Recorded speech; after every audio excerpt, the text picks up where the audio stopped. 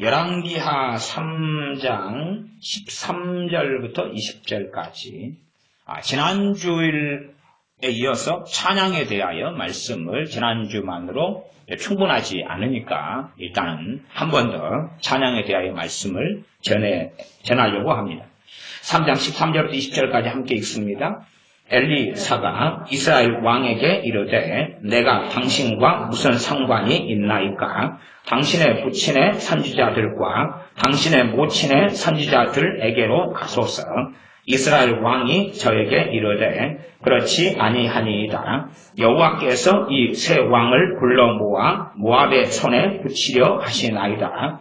엘리사가 가로되 내가 섬기는 만군의 여호와의 사심을 가르쳐 맹세하노니 내가 만일 유다 왕 여호사밧의 낯을 봄이 아니면 당신을 향하지도 아니하고 보지도 아니하였으리이다. 이제 내게로 검은고 탈 자를 불러오소서 하니 검은고 타는 자가 검은고를 탈 때에 여호와께서 엘리사를 감동하시니 저가 가로되 여호와의 말씀이 이 골짜기에 개천을 많이 파라 하셨나이다. 여호와께서 이르시기를 너희가 바람도 보지 못하고 비도 보지 못하되 이 골짜기에 물이 가득하여 너희와 너희 육축과 짐승이 마시리라 하셨나이다. 이것은 여호와 보시기에 오히려 작은 일이라. 여호와께서 모압 사람도 당신의 손에 붙이시리니 당신들이 모든 견고한 성과 모든 아름다운 성을 치고 모든 좋은 나무를 베고 모든 샘을 메우고 돌로 모든 좋은 밭을 헐리이다 하더니 아침에 미쳐 소재 드릴 때에 물이 에돔 편에서부터 흘러와서 그 땅에 가득하였더라. 아멘. 찬양에 대한 말씀을 전하면서 일단 본문을 선택한 것은 열왕기하 3장을 선택했는데 그 가운데 3장 15절이 여러분이 잘 익숙한 본문이 되지 않을까 생각합니다. 3장 15절은 엘리사 선지자가 이제 내게로 검은고 탈 자를 불러오소서 말하는 거죠. 이 본문은 좀 설교를 좀 많이 듣는 사람들에게는 어느 부흥집회 가거나 어느 세미나 가거나 그러면 많은 목사님들이 이 본문을 가지고 선택을 합니다. 그래서 검은고 탈자를 불러오소서 그러면서 성령의 기름 부으심 이야기하고 은사 이야기하고 이런 본문으로 많이 사용하는 본문이 됩니다. 자 이제 지난 시간에 찬양에 대하여 또 찬송에 대하여 말씀을 드렸으니 여러분이 익숙한 내용들은 그겁니다. 시편에 보시면 여호와를 송축하라. 송축은 어려운 단어는 아니에요. 지금 우리가 안 쓰니까 그렇지. 그래서 요즘 번역 성경들은 다 송축이라는 단어를 찬양하라 이렇게 번역했어요. 그러니까 그 어려운 단어가 아니에요. 여호와를 송축하라. 그럼 여호와를 찬양하라 그 말이에요. 이렇게 송축이라는 단어를 막 한문으로 하고 어떻게 하고 막 그렇게 굳이 고민할 필요는 없다 그 말. 원어상으로 어쩌고저쩌고 할 필요는 없어요. 전문가들이 가장 고심하다가 다 공통적으로 그냥 찬양하라, 아니 찬미하라 이렇게 해석을 하고 번역을 했어요. 그게 가장 타당하다 그 말이죠. 물론 제가 송축이라는 한문의 어원이나 원어나 이런 걸 가지고 막 구구절절히 복잡하게 이야기할 수는 있으나 굳이 그럴 필요성은 못 느낀다 그 말이에요. 송축 하나 가지고 좀 말장난을 하려면 A4지 한 10페이지 정도 가지고 이야기해야 돼요. 이게 쉬운 게 아니에요. 그래서 제가 송축 가지고 한 91년, 2년 이렇게 자료를 모아가지고 옛날에 한 20몇 년 전부터 연구를 좀 했는데 이제 그렇게 막 복잡하게 연구를 해보니까 그냥 쓰잘데없는 일이에요. 쓰잘데없는 일. 그냥 간단하게 이야기하면 쉬워요. 그냥. 그 자료도 제가 어디 보면 있을 거예요. 쓰잘데없는 거. 굳이 그거 가지고 고민할 필요가 없어요. 예. 그래서 하나님을 찬양하라. 그렇게 우리는 명령을 받아요. 굉장히 많은 명령을. 그렇죠?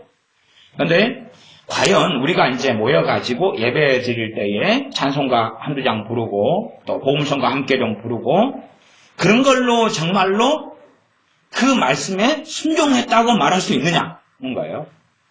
예를 들어 기도하라 이 명령하고 찬양하라, 찬송하라, 이제 송축하라도 그 뜻이다 그랬죠? 송축하라 그 명령하고 양 차이가 얼마나 될까요?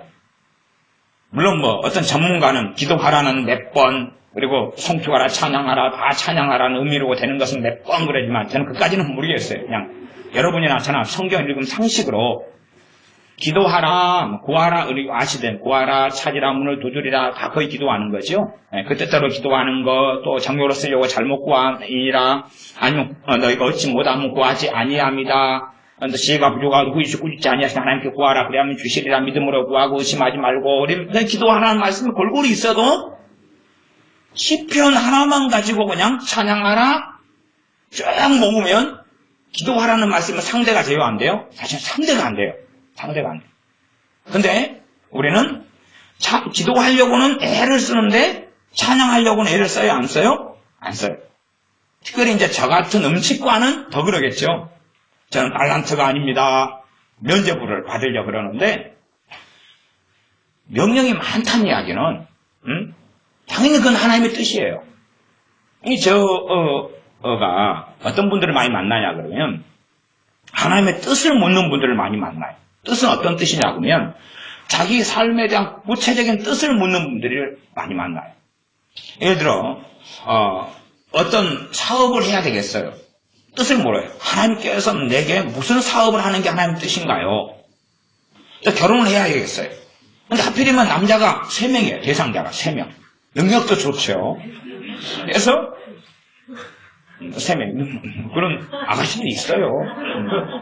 이 3명 중에서 2명은 자기가 좋아하는 남자고, 좋아하는데 한 남자는 최고 좋아하는데 환경이 좀 안 돼요. 알죠?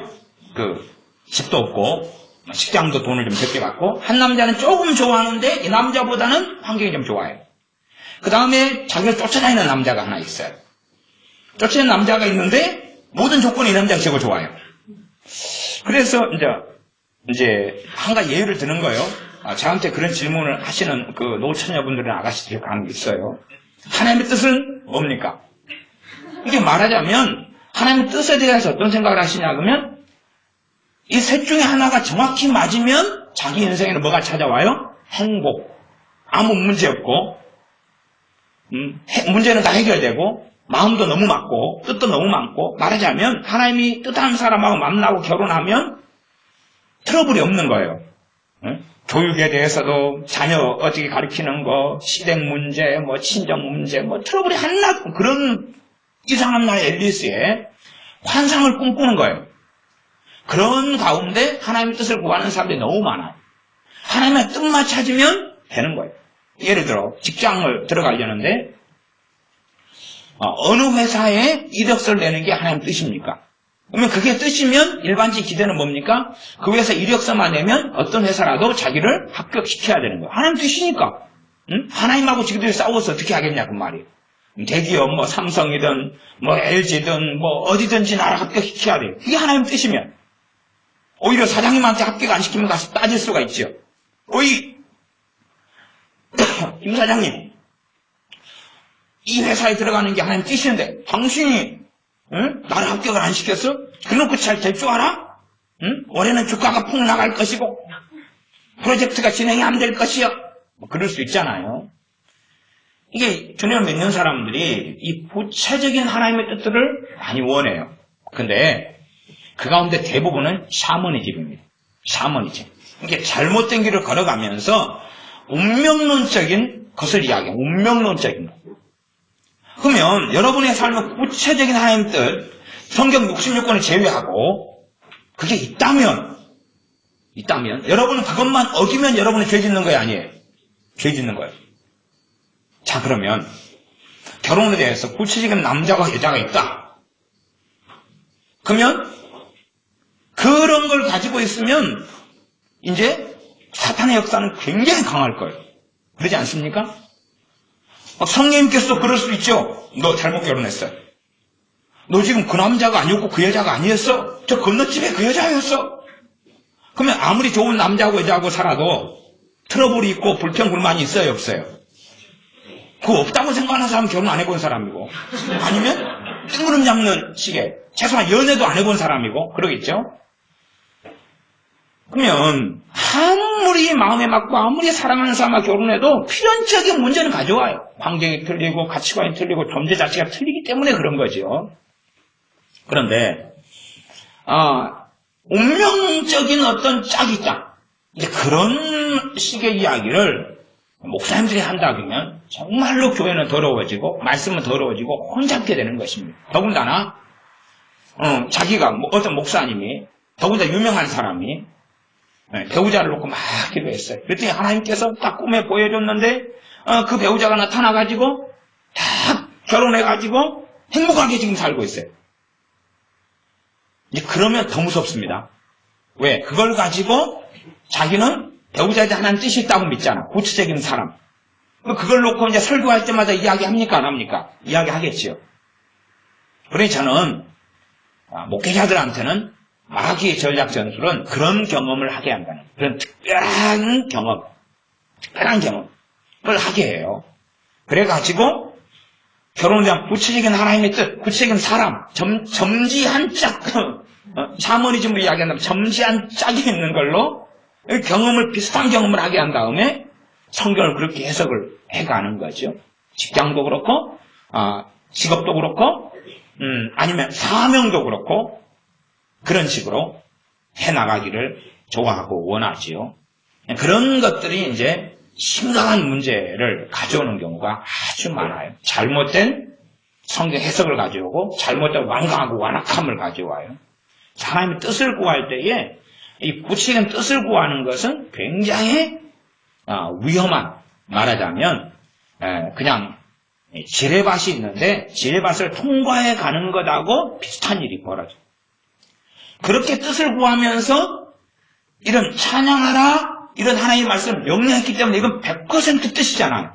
근데 그건 순종하려고 안 해요. 그것이 우리의 문제죠. 그러니까 정확하게 일반적이고 보편적인 하나님의 뜻을 명령하신 거에 대해서는 우리가 무관심을 해요. 왜? 다 무관심하니까. 그리고 우리 스스로에게 과거에 천주교의 교황이 했던 것처럼 면죄부로 발부해요. 자, 모였을 때 우리 찬양했다. 끝. 우리 예배 드릴 때 찬송가도 한 곡씩 부르고 공문송가도 부르고 찬양했다. 그리고 찬양 콘서트도 간다. 그러니 우리는 찬양했어. 더군다나 간혹 가다가 찬양 CD 틀어놓고 찬양 틀어놓고 듣는다. 나는 정말 찬양을 좋아해. 듣는 걸 좋아해. 또 부르는 것도 좋아해. 특성도 해. 우리 또 찬양단이야. 피아노도 쳐. 신디도 쳐. 난 찬양하는 삶을 살아. 그러니 찬양하라는 명령에 나는 순종하고 있어. 나는 복종하고 있어. 그렇게 이제 하는데 정말로 하나님께서 인정하시냐가 문제가 되죠. 정말 하나님께서 보실 때에 찬양하냐? 찬양하는 삶을 사냐? 그런 거죠. 그래서 정말 어리석은 사람들은 보편적인 하나님의 뜻에 대해서는 무관심한 채 성경에 없는 구체적인 어떤 뜻을 찾아요. 구체적인 뜻을 찾아요. 그러면 자, 어느 집으로 이사하는 게 하나님 뜻입니까? 물론 기도하면 하나님의 뜻이 아니라 과정상 현재 내게나 혹은 내게 필요하고 맞는 집을 인도하셔요. 그 뜻하고는 다른 이야기예요. 그건 성령의 인도하심이라 그러고 그냥 편지한 기도의 응답이라 그래요. 그런데 뜻이라는 건 뭐냐면 절대성이에요. 절대성. 그러면 저 아파트 3동 505호다. 이 음성이 들렸다고 칩시다. 근데 문제는 저 3동 505호에 누가 살고 있어요. 집주인이 살고 있어요. 그럼 이제 어떻게 해야 돼요? 가서 니 나가. 당신 나가. 그래? 이거 내 집인데 그러면 살 돈 있어? 거짓말 이렇게 해놓고 개털. 돈 없는데요. 근데 나가라고요? 하나님이 내게 말씀하셨어요. 이 집이 내 집이라고. 이 집에서 살라고. 나가요. 돈 내놓으세요. 아니 팔 용의는 있어요. 그러나 돈을 줘야지요. 돈은 없어요. 그러면 이제 그 사람은 뭐 하겠어요? 별짓을 다 하겠죠. 하나님 이 집에 사는 게 하나님 뜻이다 하시니 돈을 주시옵소서. 아니면 이 사람이 거저 집을 나한테 양도하게 해주시옵소서. 막 기타 등등. 정말로 어떤 집에 대해서 하나님 뜻이 있냐? 뜻은 절대적인 이야기입니다.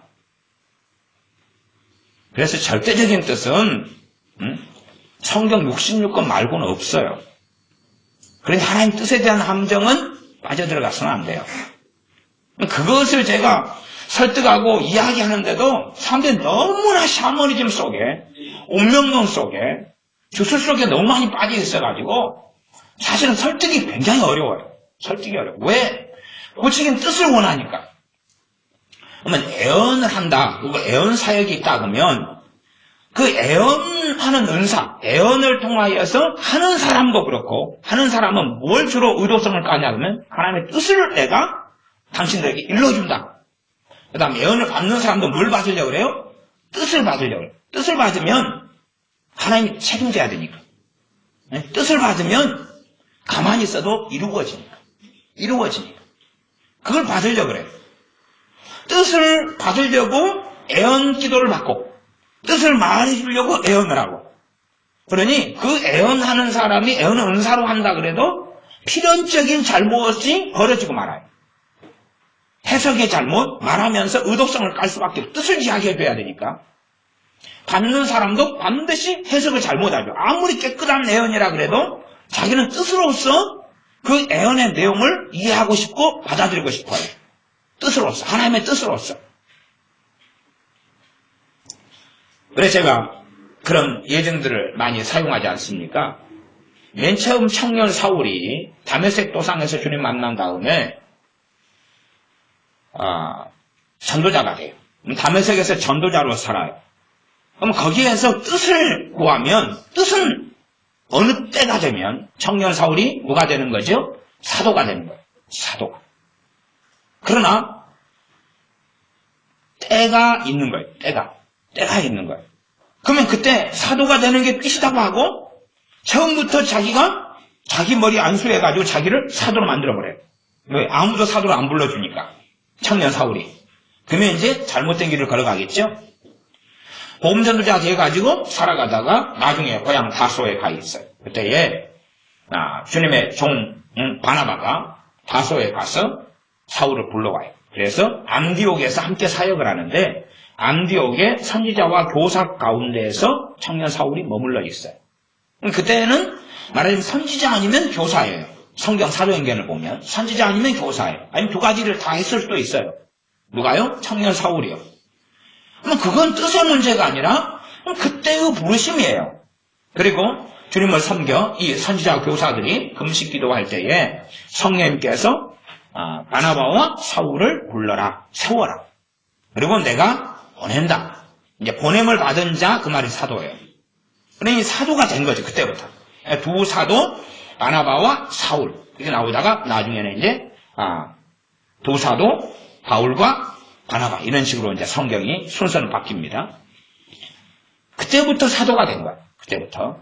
그러니, 하나님의 뜻이 뭐다? 그럼 예를 들어서, 10살짜리를 목사가 되라. 이런 게 있었다. 그럼 10살짜리가 이제 바로 자기 머리 안수하고 목사가 돼버려요. 그럼 돼요, 안 돼요? 안 되는 거죠.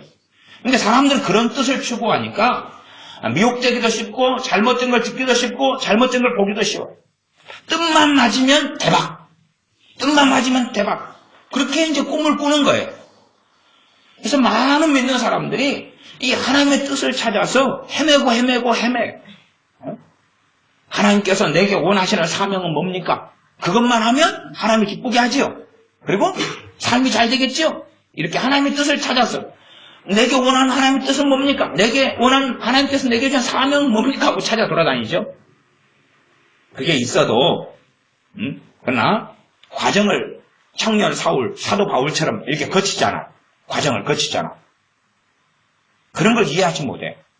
빌립 집사님은 맨 처음에는 소위 말하면 평신도였어요. 그러다가 빌립 집사님을 이제 7 집사님 가운데 한 명 뽑죠. 그때는 누가 되셨어요? 집사님이 됐어요.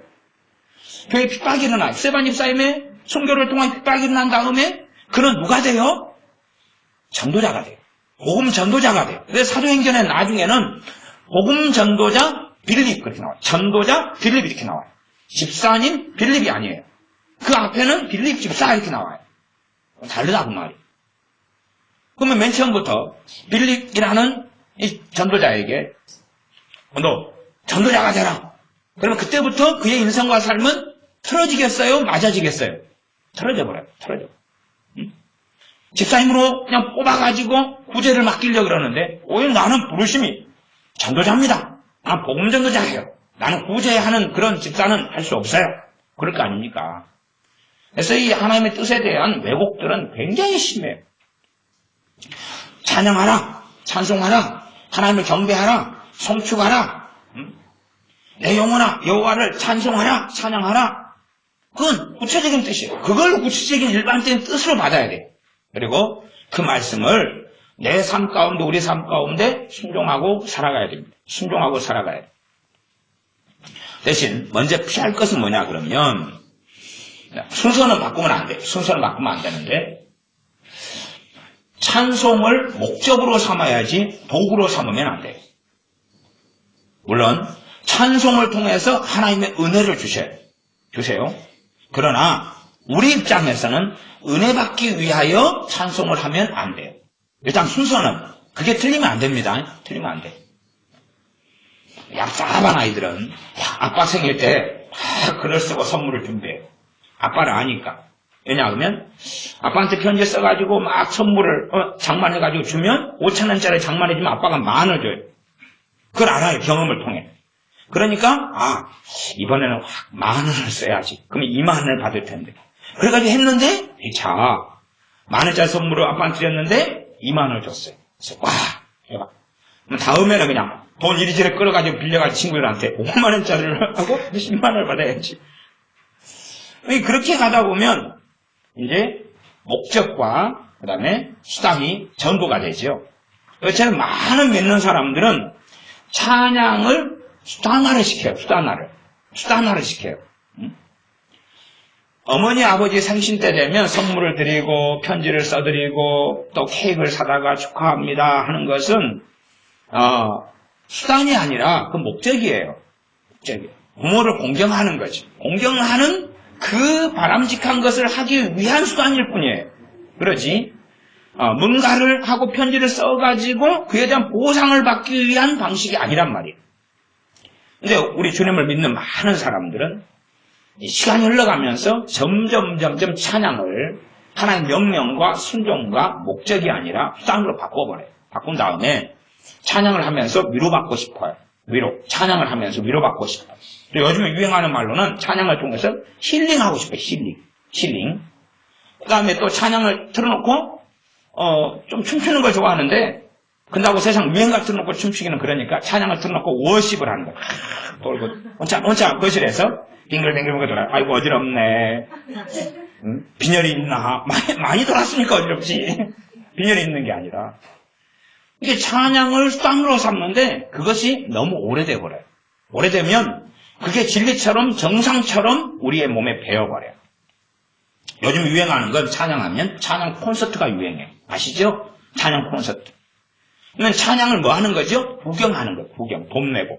요즘 찬양 콘서트는 A석, B석, C석 해가지고 돈이 7만원, 5만원, 3만원, 자유석 그렇게 시작된 지는 한 1900, 제 기억으로 한 90년 정도부터 이렇게 광고 나왔어요. 제가 그런 자료를 옛날에 다 가지고 있어요. 그 신문, 옛날에 신문이 대부분이 기독교 신문들을, 그때 한 5개씩 이렇게 봤거든요. 그 중요한 자료들은 스크랩을 다 해놨어요.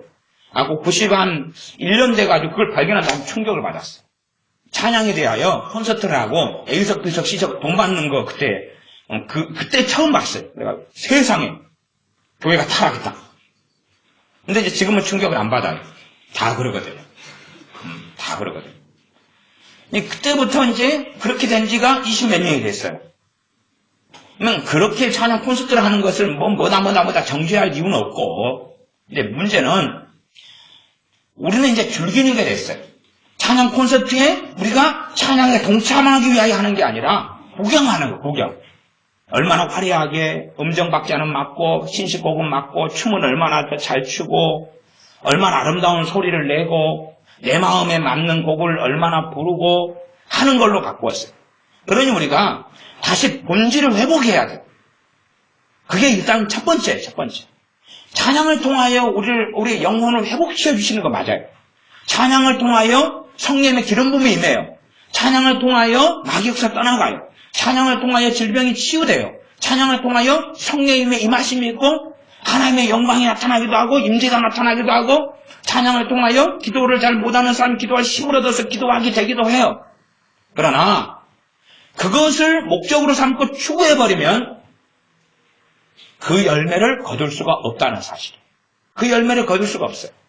단지 지푸라기 있죠, 지푸라기. 지푸라기를 모아가지고 과거의 어떤 부엌이다. 그러면 거기에서 군부를 떼잖아요. 우리 한국 전통 가옥에 되면은 온돌방이다. 그럼 거기에 불을 떼면 지푸라기를 아무리 많이 모아도 불 피우자마자 순식간에 다 타버리죠. 그게 지푸라기인 거예요. 그런 찬양은 그걸 지푸라기 찬양이라고. 지푸라기 찬양. 제가 만든 말이에요. 즉흥적인 지푸라기 찬양이에요. 내가 뭔가를 하나님께 받기 위하여 하는 찬양. 지푸라기 찬양이에요. 자녀가 부모의 생일 때 뭔가를 받기 위하여 선물을 준비하고 생일 축하를 해드리면 그건 지푸라기 생일 축하가 되겠죠. 그래서 우리 안에 그게 너무 강성해졌어요. 왜냐하면 성가대가 정말로 옷을 갈아입고 웃는 표정을 해요. 저도 성가대 몇 년 했으니까 맨날 웃기 연습시켜요. 은혜스러운 표정. 기쁘다 구주 오셨네. 누구 쳐다보고요? 지휘자 쳐다보거나 교인들 보면서 은혜스러운 표정을 내요. 그럼 결국은 그러면서 이제 누구 중심으로 변해가는 거예요? 사람 중심으로 변해가. 사람 중심으로. 사람이 원하는 찬양을 불러줘요. 그 다음에 요즘에는 편곡 참 많이 하잖아요. 편곡. 편곡을 많이 해요. 그럼 왜 편곡하죠? 그래도 제가 성가 교원이었을 때 제 지휘자 선생님은 진짜 정직하셨어요. 왜? 편곡을 많이 했지만은 정말 정직했어요. 뭐라고 이야기하냐면 정직했어요. 진짜 정직해요. 그분이 목사님 되셨다가 이제 암으로 돌아가셨어요. 그분은. 근데 저 신학교 후배가 되신, 저분 나이는 많아요. 한 7살? 이렇게. 근데 어쨌든, 그분 제 고등학교, 동기 여자, 자매하고 결혼을 했거든요. 나이 차이 많이, 아니다. 10년 차이가 났던가? 어쨌든 간에 이제 그분은 정직했어요. 정직해가지고, 우리가 이 찬송가를 그대로 부르면, 자존심이 상한다. 그대로 부르면 우리를 어떻게 보겠냐. 우리 그래도 성가대는 최고 찬양 잘하는 사람들 소 좀 미달러 보지 않겠느냐. 우리가 편곡을 해가지고 저들이 보통 불렀던 것하고 다른 화음을 집어넣고 막 할 때에 와 역시 성가대는 다르구나. 그렇게 해야 되니까 편곡을 한다는 이야기를 했어요. 이게 정직해요 안 해요? 정직해요. 자존심. 성가대의 자존심인 거예요. 똑같이 부르면 안 되는 거예요. 그래서 높을 때는 낮추고 낮출 때는 높고 그 다음에 막 화음을 더 집어넣고 코러스를 집어넣고 아니면 최소한 그걸 편곡은 못하면 소프라노 그 다음에 알토, 테너, 베이스 화음이라도 넣어야 된다 그 말이에요. 그렇게 해서 이제 편곡된 걸 찾고 만들고 편곡을 억지로 하고 그렇게 하면서 부르는데 그건 누구 들으라고요? 사람 들으라고. 봐봐라 우리가 이렇게 화려하게 할 수 있다. 그러니 그렇게 해가면서는 자기도 모르게 몸에 배어버린 습성이 돼요. 이 뱃속 안에 견고한 진을 쳐게 돼요. 찬양에 대한 견고한 진을 쳐요. 그런데 문제는 그렇게 찬양을 이제 1년, 2년, 3년, 5년, 10년 쭉 하는데 잘못됐어요. 이 찬양에 대한 것이 잘못됐어요. 목적과 수단을 바꿔버렸어요. 그러니 열매가 있어요? 없어요? 없어요. 분명히 찬양을 통하여 하나님 주시는 복과 은혜가 있어요. 찬양은 하나님과 만나는 거예요. 그렇죠? 그때서는 하나님께 나아가는 것이니 내게 있는 어둠이 물러가겠지. 그런데 그런 열매가 없어요. 열매 없으니까 찬양은 하고 싶어요? 이제 안 하고 싶어요? 해봐야 아무것도 없어요. 이게 찬양 기껏해 어느 정도에서 멈추냐 그러면 나의 힐링, 나의 위로, 나의 쉼, 또 잠이 안 와요. 불면증 때문에. 뭐 틀어놔요? 찬양 틀어놔요. 힐링 때문에요. 잠 오게 하려고. 편안한 무드 형성, 분위기 형성. 그런 것 때문에 찬양을 틀어놓는 거예요, 이제. 그런 수단으로 전락돼 버리고 말아요. 그리고 찬양을 안 해요, 이제. 예배당에서 모일 때 좀 하는 걸로 만족해버리고 말지. 무엇이 사라졌습니까? 목적을 잃어버렸으니까. 목적, 향방을 잃어버렸어요. 권투를 하더라도 상대방 선수를 향해서 레프트 라이트 막 해야 되는데 목적을 잃어버렸어요. 향방을 잃어버렸어요. 허공을 향해서 막 주먹질하는 어리석은 권투 선수하고 똑같이 됐다. 이런 것처럼 찬양에 대한 본질을 잃어버렸어요. 본질은 하나님은 찬양 받으실 분이에요. 하나님은 나를 사랑하시며 그분은 창조주가 되시며 마땅히 나의 경배를 받을 하나님이세요. 유일무이한 하나님이세요. 찬양을 받으셔야 돼요. 마땅한 거예요. 나아가서 나를 선택하셨어요. 나를 선택하시고 나를 부르셨어요. 쓸모없는 나, 천덕꾸러기, 하나님을 찾지 않는 나, 먼저 사랑하셨어요.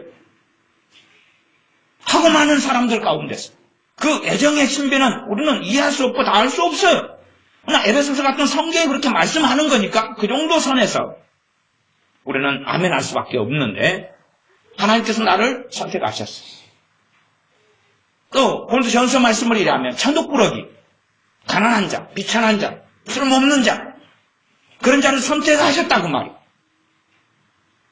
또한 주님께서 나를 사랑하셔서 목숨을 주셨어요. 생명을 주셨어요. 더군다나 성령님을 우리에게 보내셨어요. 내 의로움, 내 깨끗함, 내 순종 이게 아니라 내가 주님을 찾지 않을 때, 내가 주님을 구하지 않을 때 주님께서 사람의 몸을 입고 오셔서 나를 위해서 십자가에 죽으셨어요. 내 죄의 값을 지불하시려고. 그러면 찬양하지 않을 수 없는 거죠. 어떤 분이 진짜 살기 싫은 남편하고 살면서 너무 괴롭다 그래. 너무 살기 싫은 사람하고 사는데 하루하루가 지옥 같다 그래. 그래서 왜 안 헤어지고 사냐? 뭐 그런 이야기 속에 애들 때문에 그렇다. 언제까지 살 계획이냐? 지금 큰애가 작년에 결혼했고 둘이에요. 정확한 그 사건은 아니고 지금 제가 각색이 좀 들어가 있습니다. 그러니까 어떤 분은 목사님 왜 적나라하게 저렇게 이야기하나? 다 각색이에요. 상담을 좀 공부하면 각색은 기본이에요. 알죠? 인권. 물론 우리 애들이나 우리 교회 식구들에 대해서는 인권 별로 없습니다. 우리 교회 식구 왜 사람들의 인권. 그래서 둘째 결혼이 내년에 잡혔대요. 그거 결혼식 걸려놓고 때려치울 거래. 하여튼 그런데 살기 싫은 사람하고 살면 하루하루가 지옥이고 괴롭지요. 그러면 그런 결혼 생활하고 거룩하신 성령님께서 내 안에 임하셨어요. 그럼 나하고 사시는 거예요. 그런 성령님께서 나하고 사시는 거라고. 여러분이 정말로 살기 싫은 사람하고 함께 지옥 같은 삶을 사는 거라고. 객관적으로 누가 더 괴로울까요? 객관적으로. 성령님은 거룩하시고 우리는 맨날 죄짓고 살아가요. 맨날 걱정하지, 한숨 쉬지, 비판하지, 판단하지, 정죄하지, 별걸 거 다 하고 살아가요. 많은 경우는 주님을 까먹어버려요. 한참 드라마에 빠이 딱 까먹었다가 기도해야지. 그러잖아. 찬양에 대해서 이야기하면 본질을 다 잃어버려요. 찬양을 콘서트로 만들어버려요. 우리끼리의 놀이로 만들어요. 놀이문화. 찬양을 놀이문화로 만들어요. 그러니까 요즘 중고등부 애들, 청년 애들, 찬양의 밤 그러지만 그건 놀이예요, 놀이. 진짜 찬양하는 거라보다는 어른들 오세요. 집사님들 오세요. 찬양의 밤 하니까 구경 오세요, 구경와. 우리가 얼마나 연기를 잘하고, 우리가 얼마나 코러스를 잘 넣고, 우리가 학교 다니면서 바쁘게 저녁에 모여가지고, 얼마나 잘하는지, 한번 보시고 박수 한번 쳐주시고, 그다음 후원금도 낼 수 있으면 좀 내주시고, 그리고 얼마나 우리가 신앙생활 잘하는지, 이걸 드러내고 과시할 테니까, 당신들은 이렇게 다 축하해 주시고 축복해 주세요. 그 정도예요. 정말로 진정한 찬양을 하는 사람들은 거의 없어요. 본질적으로 찬양은 하나님과 교회와의 관계에서 드리는 것, 나아가 하나님과 각 개인하고의 관계 속에 드리는 거예요. 그게 찬양이지.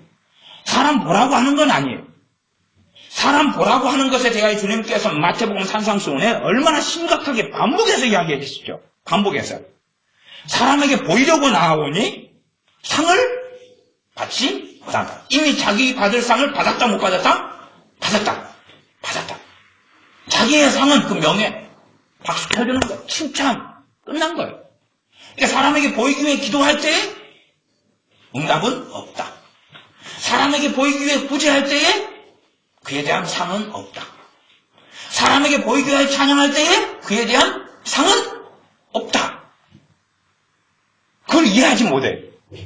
이해하지 못하고 보이기 위해서 찬양해. 진정한 찬양은 하나님의 보답이 필요 없음에도 불구하고 하나님은 보답하셔요. 하나님께 상을 받는 게 자연스러운 건 아니에요.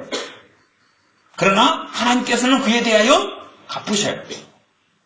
우리가 하나님이 준 것을 가지고 하나님께 드렸어요. 하나님께 100을 줬는데 내가 50을 드렸어요. 그때 하나님께서 또 잘했다 그리고 또 상을 주셔요. 그게 하나님이신 거예요. 우리가 찬양하는 건 성도의 마땅한 본분이고 마땅한 바예요. 그런데 하나님은 그에 대해서 상을 주시는 거예요. 문제는 사람에게 보이려고 하는 것에는 그게 없다는 사실이에요. 여러분이 산상수훈만 좀 읽어도 계속 반복되는 스토리입니다. 반복되는 스토리예요. 그런데 우리는 사람에게 보이는 찬양에 너무 익숙해졌어요. 사람에게 보이는 찬양이 익숙해져가지고 사람 보기 위해서 하는 거예요.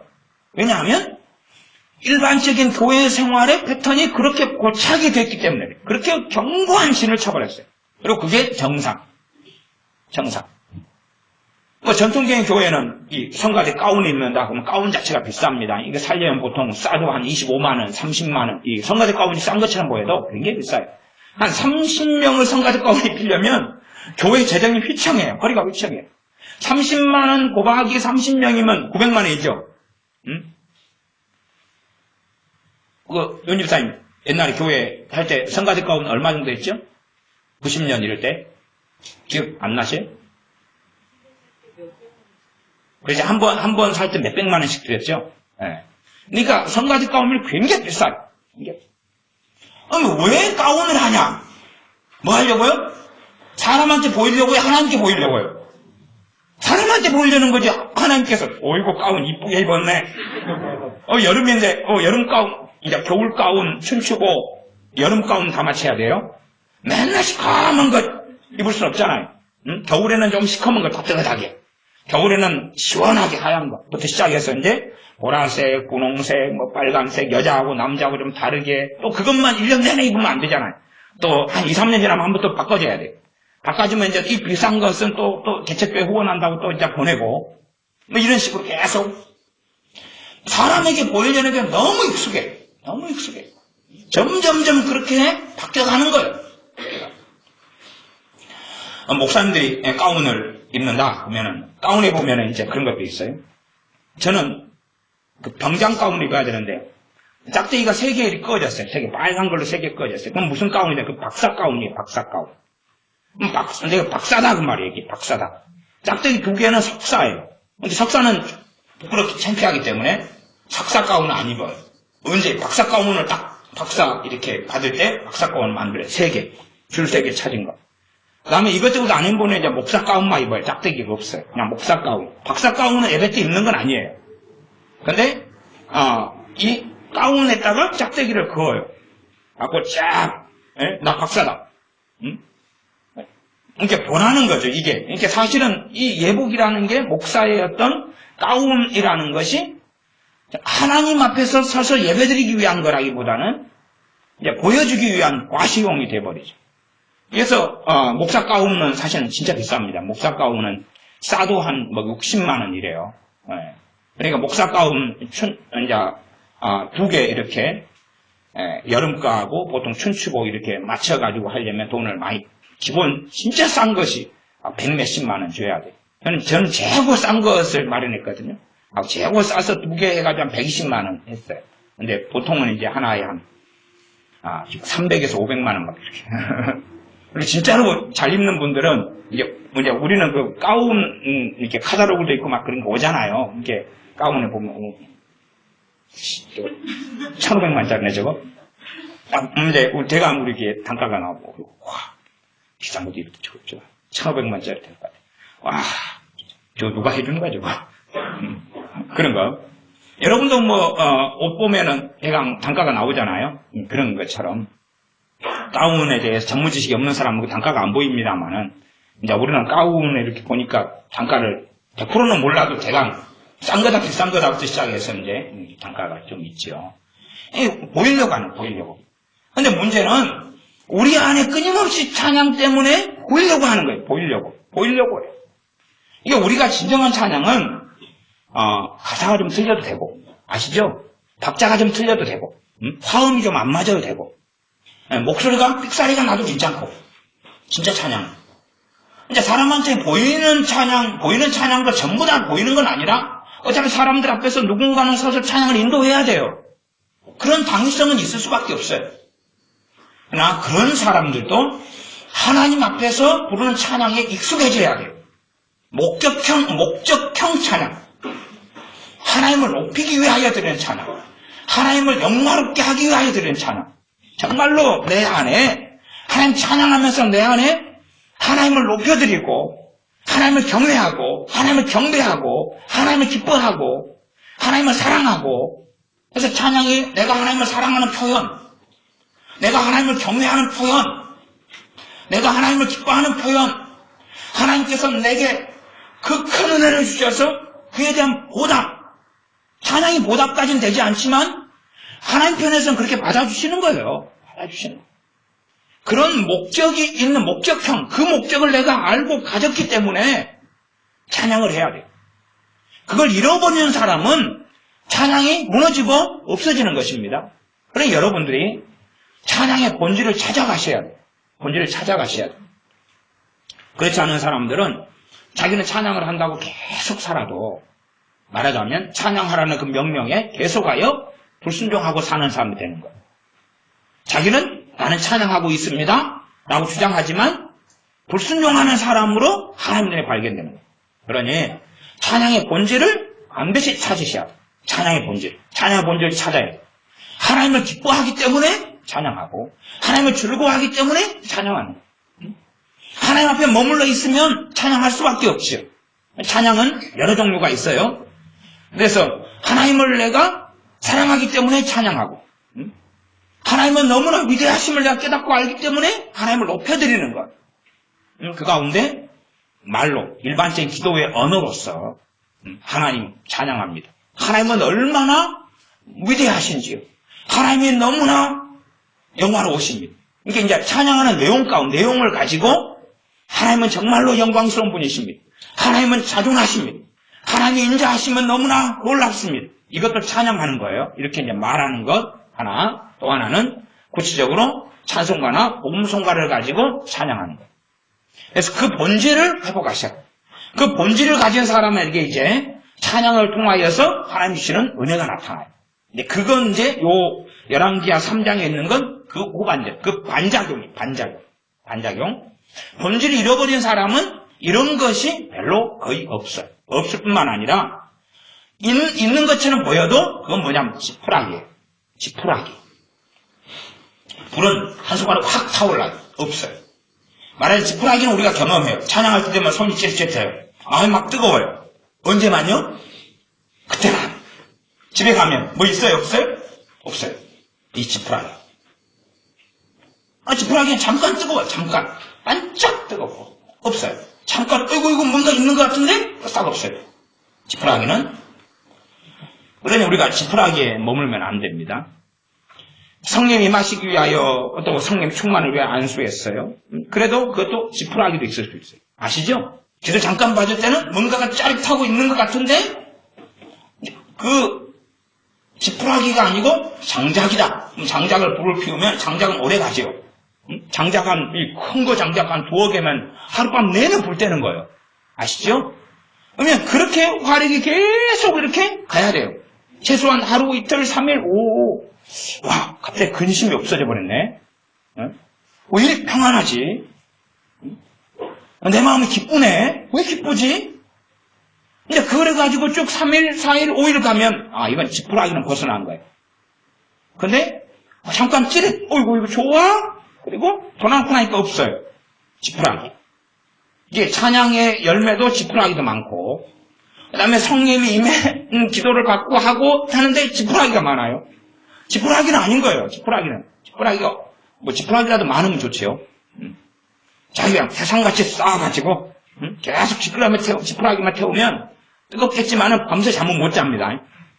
방의 온도를 데워가지고 잠을 자려고 불을 피우는데, 지푸라기 좀 넣었더니 홀랑 타버려요. 그러면 또 지푸라기 내야지. 홀랑 타버려요. 계속 지푸라기 넣고, 이거 따뜻하네. 그리고 졸다가 머리 다 꼬실라요. 고구마도 안 익습니다.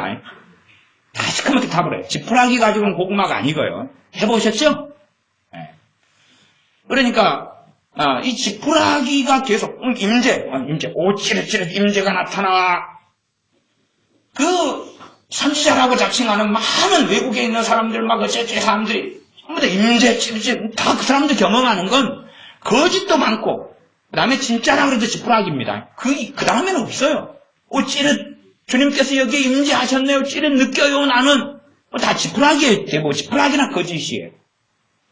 진짜는 그런 식은 아니에요. 진짜는 계속 가는 거예요. 못해도 3일이라도 가고, 일주일이라도 가고, 한 달이라도 가고, 거기에서 내가 이제 하나님 관계 속에서 더 오래 그 성령의 역사가, 그 은혜가 지속될런지, 아니면 그렇지 않을런지의 결정이 이제 내게 달려있는 부분이 많이 있지만, 나 정말로 성령의 역사하심과 임하심은 지푸라기는 아니에요.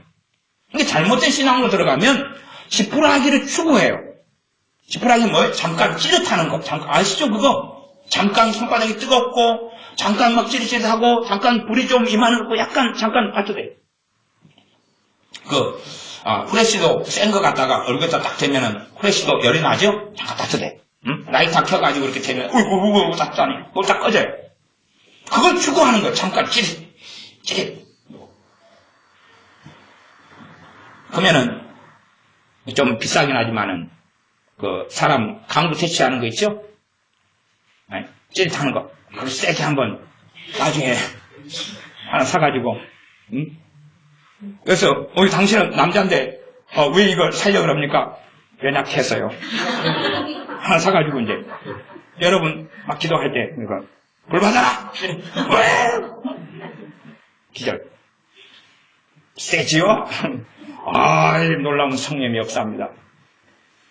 그런 찌릿을 구하려면 차라리 그렇게 하는 게 낫다 그 말이에요. 찌릿? 상큼? 불? 잠깐.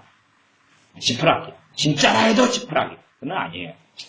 여러분이 찬양에 대하여 하나님께 찬양을 통하여 내가 드는 찬양을 통하여 하나님은 갚으신다는 이야기를 해요. 산상수훈에서 구제든지 기도든지 아시죠?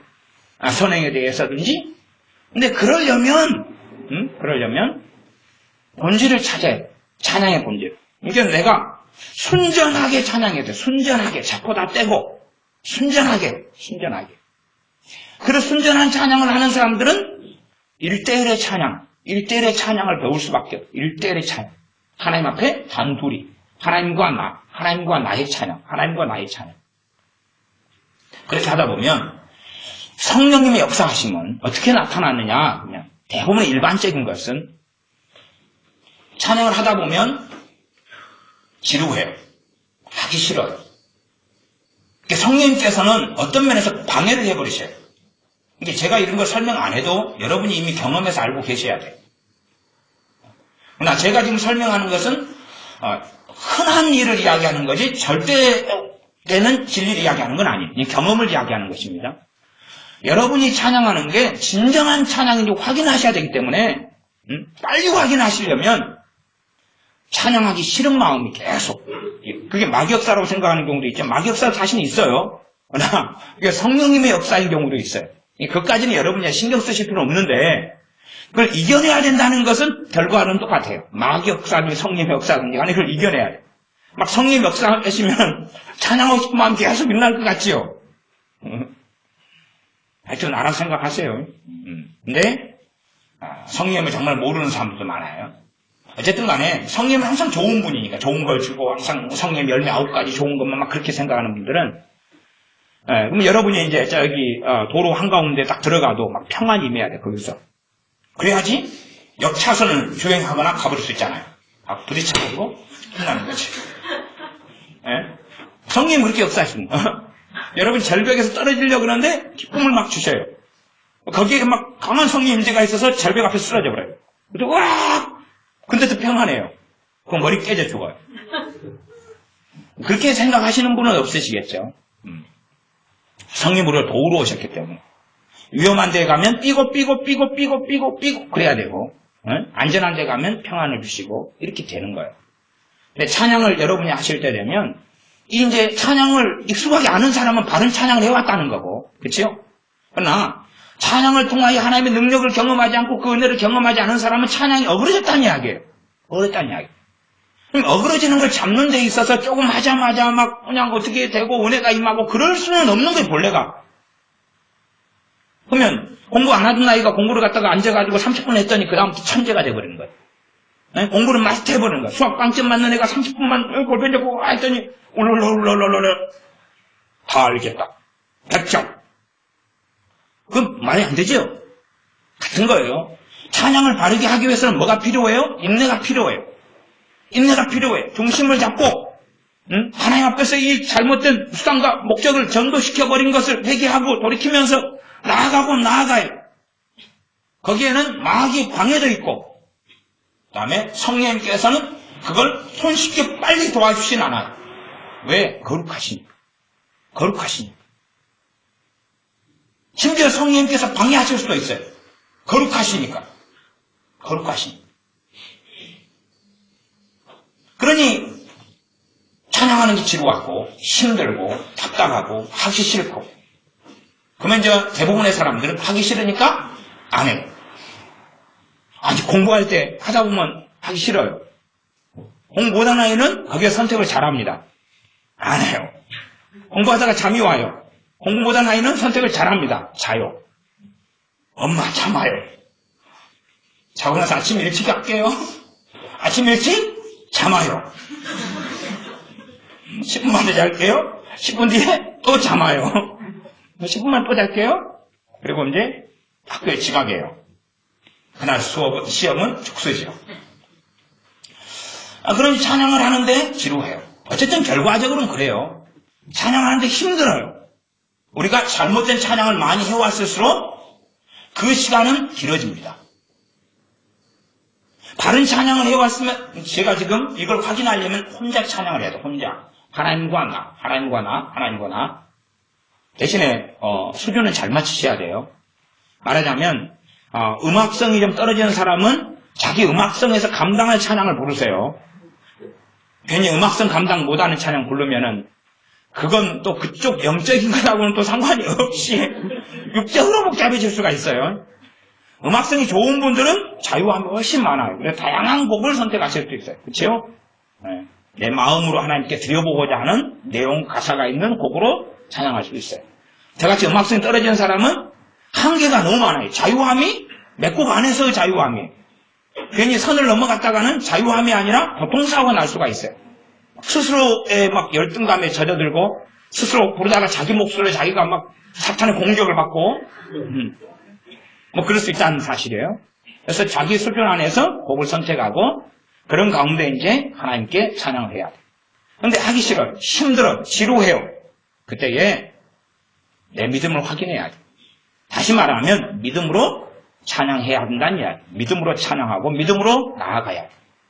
그 다음에 잘못된 찬양을 많이 해왔을수록 그 찬양에는 반드시 필연적으로 사탄의 공격이 있어요.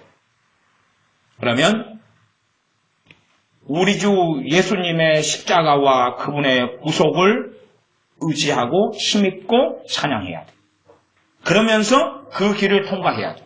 그 언덕을 넘어가야 돼. 등산하는 사람이면 하나의 산을 넘어간다는 게 얼마나 힘든 줄 알아요. 찬양도 마찬가지로 그 언덕을 넘어가야 돼. 어떤 사람은 산을 3개 넘어가야 될 거고 어떤 사람은 산을 5개 넘어가야 될 거고 어떤 사람은 1개만 넘어가면 될 거예요. 그건 몰라요. 그 다음에는 평안의 자리에 들어가게 돼요. 그러나 제가 이렇게 간단하게 이야기했지만 1시간 안에, 2시간 안에, 하루 안에, 3일 안에, 일주일 안에 대부분은 끝나지 않을 거예요. 이해되십니까? 일주일간 여러분이 하루에 30분씩 혹은 마음이 내킬 때마다 10분, 20분, 30분, 1시간을 하나님께 찬양하며 나아간다 해서 일주일 만에 모든 게 다 주어지고 모든 게 다 회복되는 게 아니에요. 아브라함에게 독자 이삭을 바치라 그러시면서 3일길을 가라고 해요. 모리아산 3일길을 가라고 해요. 3일길 동안 막 성령께서 역사하셔서 아브라함에게 기쁨을 주시고 희락을 주시고 평안을 주시고 즐거움을 주시고 혹시 그랬을 것 같습니까? 그런 성령의 역사하심이 있었을 것 같아요? 왜 3일길을 가라 그래요? 애 손잡고 그 100살에 낳은 아들 이삭을 데리고 그리고 가면서 함께 잠자고 함께 먹고 마시고 걔를 눈에 넣어도 아프지 않은 자식을 보는 거예요. 그 100살 된 낳은 자식을. 그러면서 이놈을 자기 손을 죽여야 돼. 자기 손을 불태워 죽여야 돼. 그것도. 이삭이 묻죠. 아버지. 여기 장작은 여기 있는데 또 자기를 불태워 죽일 장작을 누가 메고 가요? 그거 노인네 아버지가 메고 갈 수 없잖아요. 이삭이 또 메고 가요. 청손이니까. 아버지. 여기 하나님께 드릴 재물을 불태울 장작은 여기 있는데 재물은 어디 있어요? 네 이야기 못하고 여호와 이래. 하나님께서 준비하실 것이다. 그 아픈 시간을 3일을 보내면서 정말로 그럼에도 하나님께 독자 이삭을 드리겠느냐. 그 슬픔, 그 안타까움, 그 절망, 그 탄식 그러면서도 하나님을 믿겠느냐. 그래서 아브라함은 믿는 걸 선택하지. 하나님께서 내가 내 아들을 죽여서 불태워서 번제로 바치면 하나님이 부활시킬 거다. 왜? 독자 이삭을 통한 하나님의 언약이 있기 때문에. 하나님은 전능하셔서 내가 죽여놓고 불태워가지고 하나님 말씀을 순종해서 드려놓으면 하나님이 살려낼 거다. 그걸 믿었다고 성경에 기록해. 그걸 믿었다고. 그러나 아브라함이 부활을 본 적이 있어요? 죽은 사람이 살아나는 걸 본 적이 있어요? 없는 거예요. 한 번도 일어나지 않은 사건이에요.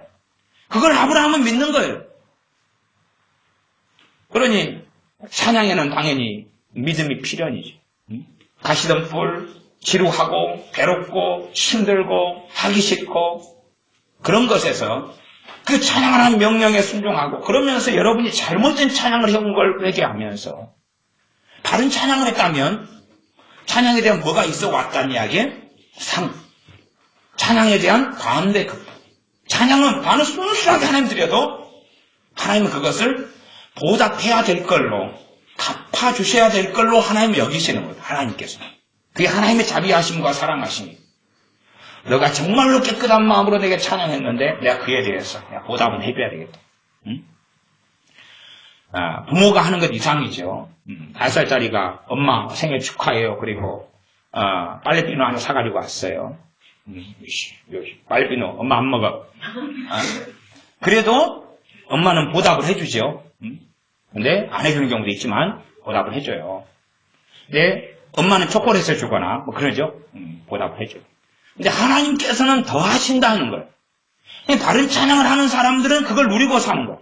최소한 가장 놀라운 보답은 성령의 충만을 주시는 거예요. 찬양을 통하여 성령의 충만이 가장 놀라운 보답.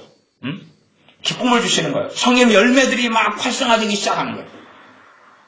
그러나 잘못된 찬양은 그게 없어요. 그게 없으니까 지루하고 번거롭고 안 하기 시작하죠. 그리고 했다고 믿어버리고 면접을 발급하고 끝. 그렇게 이제 갑니다. 그러니 바른 찬양을 해야 돼요. 그 다음에 이제 그렇게 하다 보면 이 찬양을 통하여서 우리가 더 찬양 확장되어 간다는 이야기는 본질을 잃지 않은 사람들은 이 찬양을 이제 하나님께 찬양 드리는 목적, 본질만이 아니라 그다음에 이것이 무기가 되기 시작해요. 무기가 되기 시작. 말하자면 찬양을 하면서 사람의 마음에 녹아져요. 찬양을 하는데 성령 임재가 나타나요. 찬양을 하는데 회개가 터져요. 찬양을 하는데 듣는 사람 영적 회복이 일어나요. 저는 지금 막 찬양을 통해 일확천금을 이야기하는 건 아닌데 어쨌든 간에 그런 일들은 벌어진다는 사실. 찬양을 하는데 주님의 사랑을 체험해요. 그 찬양을 듣는 사람들이. 그런 많은 일이 벌어져요.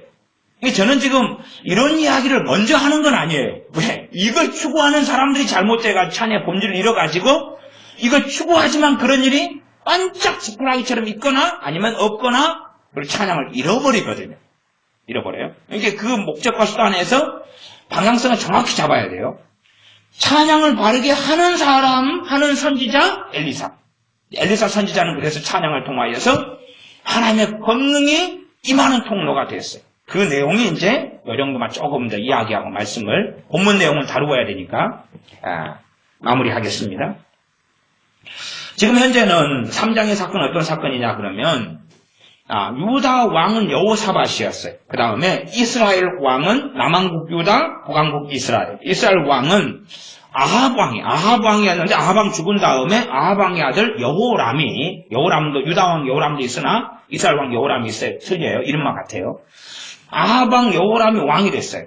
그런데 아합 때는 굉장히 이스라엘이 강력해가지고 그 당시 주변에 있는 나라들이 몇 나라가 있었는데 그 중에 하나가 모압이에요. 근데 모압 왕이 이 이스라엘에게 조공을 바치고 복종하고 살아가다가 이제는 너하고 상관없어. 그리고 반란을 일으킵니다. 그러니 성질이 나죠. 이스라엘 왕 여호람이. 그래서 유다 왕 여호사밧에게 함께 나 좀 도와달라. 그리고 요청을 하게 되고 함께 이제 전쟁에 참여하게 돼요. 보복전이죠. 사실은 배반해서 가만두지 않겠다 하는데, 그래서 새 왕이 전쟁을 하러 갑니다. 모여가지고 3장 9절에 보면 이스라엘 왕이 유다 왕과 에돔 왕으로 더불어 행하더니, 문제는 길을 둘러 행한 지 7일에 군사와 따라가는 생축을 먹일 물이 없는지라. 물이 없어져. 그러니 그것은 목말라 죽어야 되고 전쟁에는 패배해야 돼. 먹을 물이 없으니까 거기에서 먹을 물이 없다는 이야기는 이 광야 중동 지역인데 그것이 끝장나는 거죠. 그래서 이제 하나님의 사람인 유다 왕 여호사밧이 선지자가 있냐고 물어. 선지자를 불러가지고 이 상황을 해결하자. 선지자를 부릅니다. 그 선지자가 엘리사 선지자예요.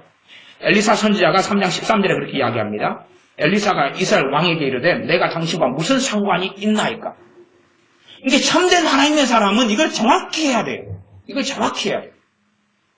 이 육적인 사람, WCC 잘못된 인본적인 사랑을 이야기한 사람은 이스라엘 왕이여, 당신이 악하게 살아가도 당신은 사랑합니다. 예수님의 사랑으로 사랑해요. 그래? 사랑해? 더 내놔. 네 옷도 벗어줘. 그리고 그 사람을 더 악하게 만드는 거예요. 이게 하나님의 사람들은 하나님의 사랑의 최선의 사랑 중에 하나는 뭐냐면 공의를 행하는 거예요. 공의를 행하는 거예요. 공도를 행하는 거예요. 그게 하나님의 사람이 행하는 가장 아름다운 사랑에 속해요. 물론 그것만이 아니라 이제 그래서 이 공의를 이야기해요. 공의를 이야기하는데 엘리사가 이스라엘 왕한테 내가 당신과 무슨 상관이 있나이까? 그리고 그런 이야기를 해요. 지금 엘리사 선지자는 성령님이 충만한 사람이고 사랑이신 하나님을 깊이 있게 이 당대에는 최고로 아는 사람이에요. 그렇죠? 최고로 아는 사람이에요. 이 사람이 그렇게 정확하게 이야기해요. 그러니까 이런 결론을 예수님의 사람이 우리도 함께 가지고 있어야 돼요. 함께 가지고 있어야 돼요. 이런 사람에 대해서 이런 대체를 같이 해야 돼요. 그러지? 그래도 사랑해요. 용서해요. 함께 합시다. 그런 게 아니다는 이야기예요. 당신의 부친의 선지자들과 당신의 모친의 선지자들에게로 가소서. 당신과 상관이 없다. 가 이놈아. 그러는 거죠. 대신에 왕이니까 이제 좋게 말하죠. 가시오. 왕이여. 그리고 이제 저 밑에 있는 사람이 가란 말이야. 그렇겠죠. 그래서 이스라엘 왕이 저에게 이르되 그렇지 아니하니이다. 이것이 나와야지만이 도와줄 수 있는 거예요. 이게 나와야 돼. 겸손이 나오면서 그래도 좀 봐주세요. 그래 나와야지 도와줄 수 있어요. 그러지 건방지고 싸가지고 야 나 왕이요. 네 선지자다고? 벌맞아 죽을래?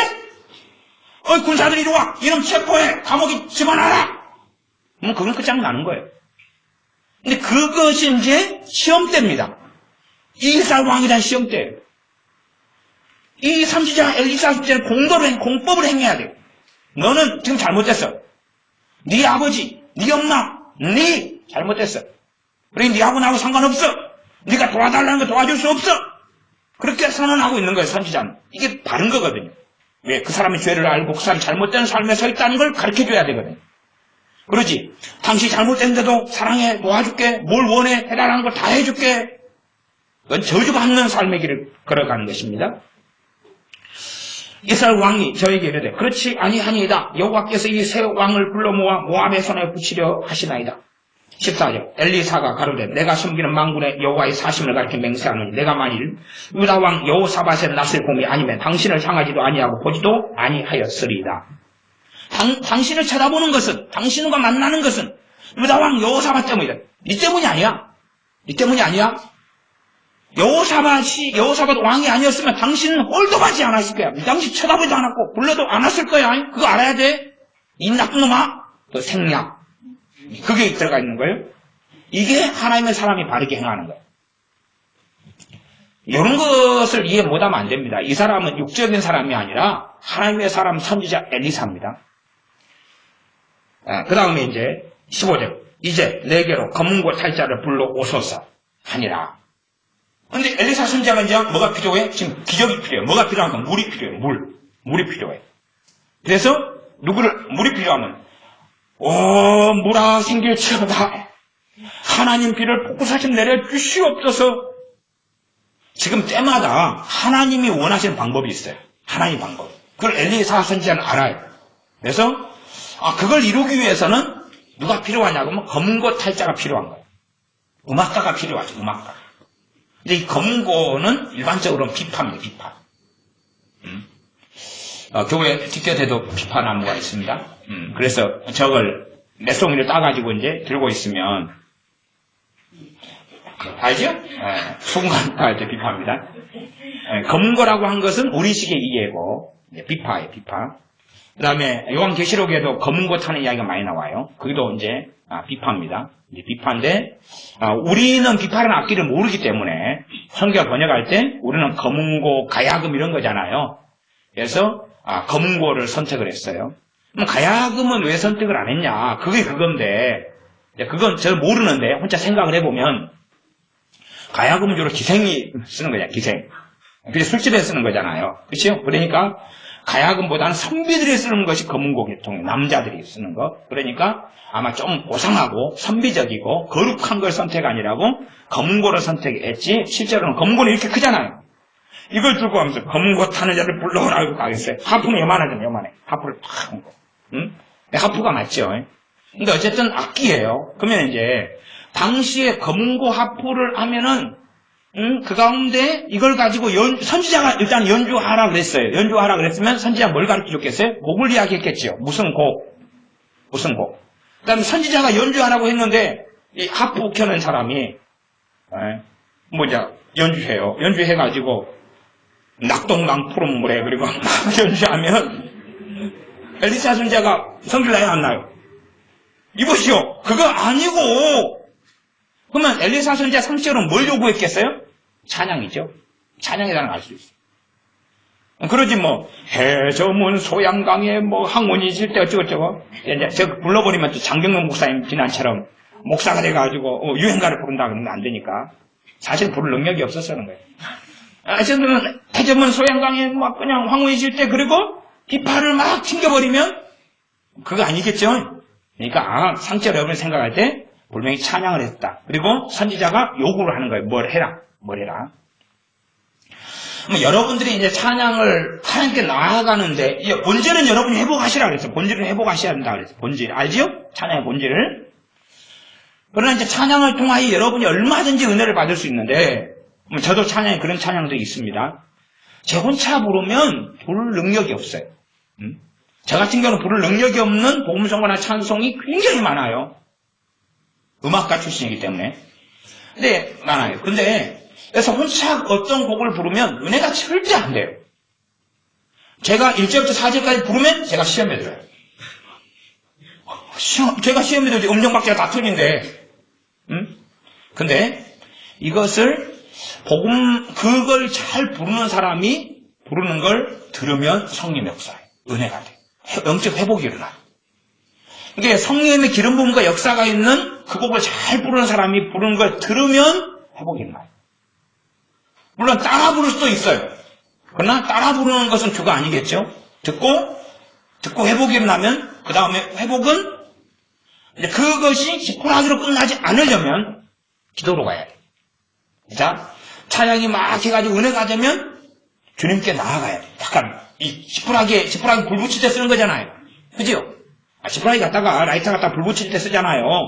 그러면 그거에 불을 붙여요. 찬양으로 불을 붙여가지고 얼른 하나님께 나아가는 거예요. 그러면 불이 붙는 거예요. 찬양을 들을 때만 은혜가 돼요. 그럼 불을 좀 더 붙이려면 나무가 젖었다. 좀 더 붙이려면 여러분이 같이 거기에 동참하는 거예요. 들으면서. 성령님의 기름 부음이 있는 찬양, 그리고 여러분이 어떤 것은 여러분이 이미 은혜를 받는 곡이 있어요. 알죠? 제가 지난 시간에 이야기했던 기름 부음이 임해 있는 찬양이 있어요. 그럼 그걸 들으면 돼요. 그걸 들으면 그냥 직격탄이에요. 여러분 예를 들어 제가 지난 시간에 낮은 해처럼 밤의 달처럼입니다. 그러면 제가 낮은 해처럼 밤의 달처럼 가운데 그 중에서 성령님의 임재와 기름 부음을 가지고 부르는 사람이 있어요. 또 그러면 그걸 듣는 순간에 성령의 역사가 있고 회복이 있고 은혜가 막 나타나고 심지어 회개가 터져요. 기름 부음이 강하면 강할수록. 그러면 그걸 한 2번, 3번 들어요. 2번, 3번. 들으면서 다시 참여하고 함께 부르고 그러다 보면 기도가 자연스럽게 이어져 갈 수 있어요. 틀어놓고 기도하면 또 좋아요. 틀어놓고 기도할 수 있어요. 그러면 이제 회개가 터지고 은혜가 임하고 성령의 충만도 받고 그래요. 어떤 곡은 여러분이 잘 못 불러요. 못 부르는데 봉성 가수는 너무 잘 불러요. 또 목회자나 어떤 찬양 사역자가 너무 잘 불러요. 기름 부음이 있어요. 성령의 역사가 있어요. 한번 들어요. 여러분 못 불러요. 제가 못 부르는 곡처럼. 그러면 듣고 즐기는 문제가 아니라 듣고 마음으로 화답하고 함께 찬양에 동참하는 거예요. 같이 따라도 부르고 같이 아멘하고 그렇게 머물러 있다가 주님을 찾는 거예요. 마음의 주님을 찾고 그 다음 자연적으로 기도로 이어져 가는 거예요. 그때에 그 찬양을 통하여 큰 하나님의 은혜가 임해요. 그래서 이 선지자도 자기 혼자만으로 안 돼. 도움을 받는 거예요. 엘리사 선지자가 아이고 내 똥이 저거 굽다. 전문 용어입니다. 곤란하겠죠. 그러니까 이 검은 거 타는 자 이렇게 불러오라는 거예요. 이 사람들은 찬양 중심이 있어야 되니까 거짓 선지자도 많고 뭐 어떻게 하지만은 어쨌든 그래서 선지자가 원하는 아마 제가 뭐 소설을 쓴다 그러면 선지자가 기름 부음이 있는 자기가 좋아하는 또 부를 때 정말로 자기 마음을 합해서 하나님께 찬양할 수 있는 곡을 그걸 당신 피파 이 곡을 타니까 이제 마음이 막 뜨거워지는 거예요. 뜨거워지니까 성령 역사 나타나고 은혜가 나타나니까 거기서 애언이 터지는 거예요. 자 봅시다 본문을. 15절 이제 내게로 검은고 탈 자를 불러오소서 아니라 검은고 타는 자가 검은고를 탈 때에 여호와께서 엘리사를 감동하시니 검은고 탈 때에 엘리사 선지자의 마음이 뜨거워져가지고 누구를 향합니까? 하나님을 향해. 하나님을 향하니까 하나님께서 감동을 해주셔요. 그래가지고 애언이 나옵니다. 16절 저가 가로되 여호와의 말씀이 하나님의 말씀이 임해가지고 이 골짜기에 개천을 많이 파라 하셨나이다.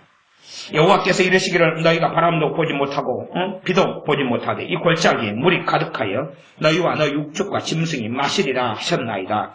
이것은 여호와 보시기에 오히려 작은 일이라. 그래가 전쟁에도 승리하게 된다 하는 말씀이 20절까지 나와 있습니다.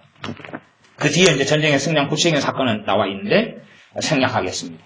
그래서 이 찬양을 통하여 여러분이 엘리사 선지자는 찬양의 본질을 가지고 있는 사람이에요. 그러니까 본질을 회복하시고 그러면서 여러분이 혼자가 아니라 이제 이런 능력이 나타나고 역사가 나타나는 것만이 아니라 최소한 여러분이 회복하는데 다른 찬양의 음사나 기름 부음을 가진 사람들의 도움을 받을 수 있어요. 여러분 유튜브나 인터넷상에 이런 걸 찾아보면 유튜브 같은 데 많이 있잖아요. 여러분이 은혜가 된 어떤 곡이 있다면 여러분에게 기름 부음이 임한 곡을 리스트를 쭉 써가지고 그 곡을 검색하면 한 5명이 부를 거 아니에요. 5명 걸 들어보면 그 가운데 1명이나 2명 것은 틀려요. 성령 역사가 있어요. 역사가 있어요. 그러면 그걸 이제 자주 듣는 거예요. 반복해 듣거나 그러면서 함께 찬양하고 부르고 그렇게 하면서 회복을 해가고 그렇게 해가면서 여러분 기도가 되기 기도를 되고 함께 그렇게 기도와 찬양이 함께 가면서 이제 찬양의 본질을 회복해가요. 그리고 성령의 충만이 임하고 또 어려운 곡인데 여러분은 못 부르는데 여러분이 좋아하는 곡이 있어요. 좋아하는 곡. 들으면 막 은혜가 됐던 곡도 리스트에 포함시켜서 여러분 지혜롭게 잘 해가신다면 그 다음이 이제 엘리사 선지자처럼 협력사역. 그죠? 여러분의 부르심하고 찬양이다. 협력사역. 함께 그렇게 할 때에 놀라운 하나님의 열매들을 거둘 수 있는 이런 일이 있습니다. 기도하겠습니다. 아버지 하나님, 우리가 찬양의 본질을 많이 잃어버리고 살아왔습니다. 찬양의 본질을 회복하는 우리가 되게 하여 주시옵소서. 찬양을 즐기거나 찬양을 이용하거나 혹은 사람 보기 위하여 찬양하고 살아왔던 어리석은 삶을 고백하고 회개합니다. 참으로 우리가 찬양하는 사람이 되어져서 하나님께 신령과 진정으로 예배하는 사람처럼 찬양하는 사람이 되어져서 우리의 중심으로 때로는 찬양하기 싫고 때로는 마음에 와닿지 않아도 믿음으로 그 찬양의 가사 내용을 가지고 때로는 곡을 가지고 하나님께 나아가면서 우리의 본분인 찬양을 통하여 하나님을 높여드리며 마땅히 드릴 감사를 드리며 마땅히 드릴 경배를 드리는 우리가 되게 하여 주셔서 하나님께서 우리에게 찬양에 대하여 갚아주시지 않으셔도 되는데 그러나 우리에게 갚아주시는 그 놀라운 사랑과 은혜와 긍휼을 누리게 하여 주시옵소서. 우리 주 예수님의 이름으로 기도하옵나이다. 아멘. 함께 기도하겠습니다.